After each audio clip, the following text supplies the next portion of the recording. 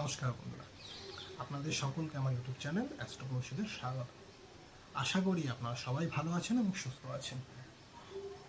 আজকে আমাদের আলোচনার বিষয়বস্তু হলো শনি ও তার প্রতিকার সম্বন্ধে।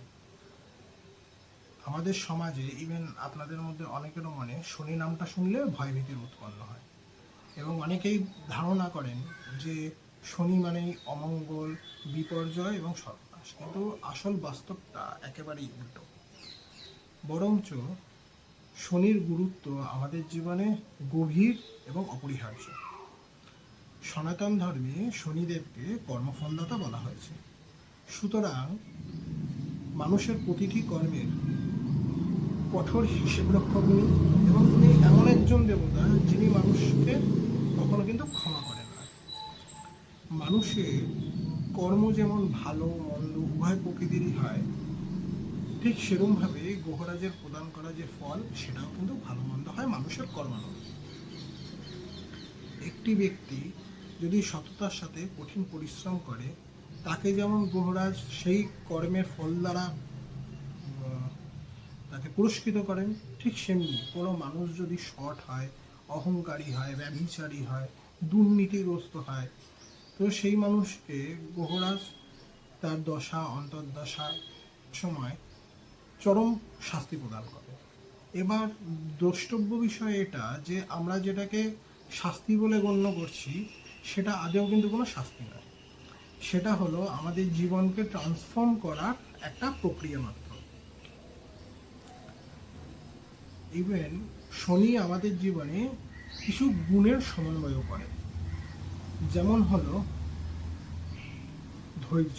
প্রথম ধৈর্য, দ্বিতীয় হলো নিয়ম বা শৃঙ্খলা, এবং তৃতীয় হলো মোহমুক্তি বা কিছুটা বলতে পারেন বৈরাগ্য। এবার আমরা জানি যে গ্রহরাজ কিন্তু খুব ধীর গতির গ্রহ, তো সুতরাং উনি যেখানে বসেন এবং যেখানে প্রভাব বিস্তার করেন সেই সমস্ত জায়গা, সেই সমস্ত সম্বন্ধিত যে ফল আছে খুব ধীরে ধীরে আমরা পাই। সুতরাং মানুষের আস্তে এই ধীরে ধীরে পেতে পেতে মানুষের মনে ধৈর্য জিনিসটা উৎপন্ন হয়।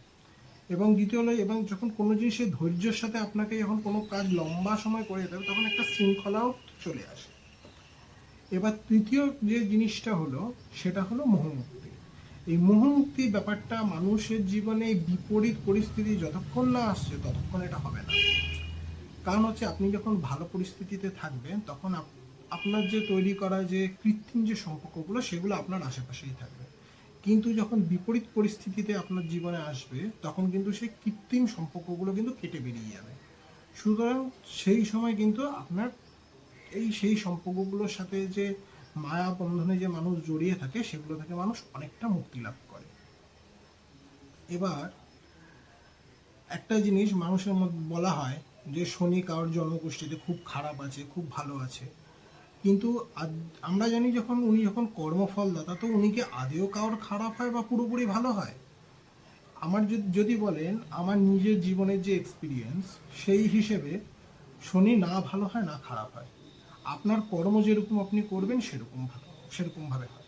এবার যদি বলেন আমার নিজের ব্যক্তিগত হিসেবে, তো শনি আমার জন্মছকে উনি কিন্তু মারক এবং পূর্ণ শক্তিশালী।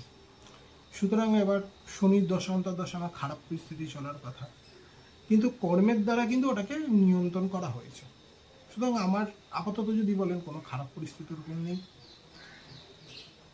এবার দ্বিতীয় হলো, এবার আমরা আসি যে শনির প্রতিকারের সম্বন্ধে। শনির প্রতিকারের জন্য সবথেকে ভালো হলো যে নিজের মধ্যে কিছু চেঞ্জেস করা, কারণ শনির যে এফেক্ট বেসিক্যালি মানুষের জীবনে আসে তার মধ্যে একটা ট্রান্সফরমেশন আনার জন্য। তো সুতরাং মানুষ নিজের জীবনে ট্রান্সফরমেশনটা না এনে আমরা যদি হোম যাগযজ্ঞর দ্বারা প্রতিকারের জন্য যদি যাই, সেটা খুব একটা বেশি ফলপ্রদ হয় না। এবার কি আমাদের জীবনে চেঞ্জেস আনার দরকার? প্রথম হচ্ছে যে অলসতা থেকে দূরে থাকতে হবে, মিথ্যাচার থেকে দূরে থাকতে হবে, ব্যভিচার করা যাবে না, স্ত্রী জাতির সম্মান করতে হবে। এবং কারোর যদি শনি খুব পীড়া দিচ্ছে তাহলে একটা কাজ করতে পারেন যে প্রত্যেক শনিবার নিজের বাথরুম নিজে পরিষ্কার করা। এবং তাছাড়া আর একটা জিনিস করা যায়, এবার মানুষ তাতে একটু ধৈর্যের বিষয়টা থাকে, যে প্রত্যেক দিন শনিদেবের যে মন্ত্র আছে সেটা জপ করা, সেটাতে ভালো উপকার দেয়।